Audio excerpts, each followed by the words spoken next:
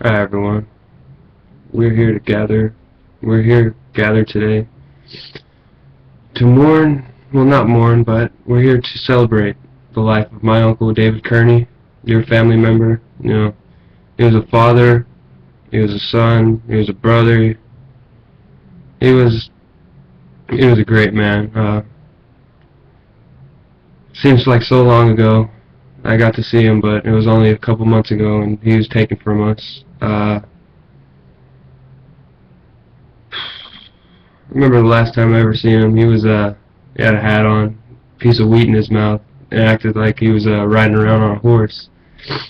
But he was really on a broom. But yeah, he was acting like he was riding a horse, making fun of all the Texans down here. As he knew my family and I were moving down here, and he was just making fun of them. And it was really uplifting. It was a sad time because I didn't want to leave. I didn't want to come down here, but he was doing that, and it really made me feel a little bit better. But I wish that I had more memories to see with him, other than that being the last one. He was a man that I looked up to. He was my uncle, yeah, but even if he wasn't, I would have looked up to him because he was always wanting to do the right things. He didn't always do the right things, but he had a good mindset on why he would do things. He had good reasoning behind everything that he did, and that's a great reason to look up to somebody. He was a very giving man. He loved the family, loved being around the family, and he was so much fun to be around. If you asked him to take the clothes off his back because you were cold and you needed them, or if you were poor and you needed money, you needed food, he would do it in a heartbeat. As I said, he loved being around the family. He was a family man. He has two daughters, my two cousins, great girls, grew up to be very successful. One's in law school, one's still in high school, I believe.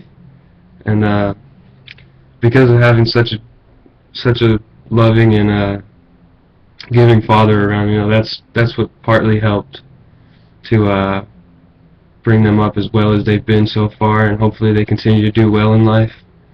And he was just so much fun to be around. He would do whatever he could to bring light into a dark room and make everyone feel better about themselves, whatever the situation was.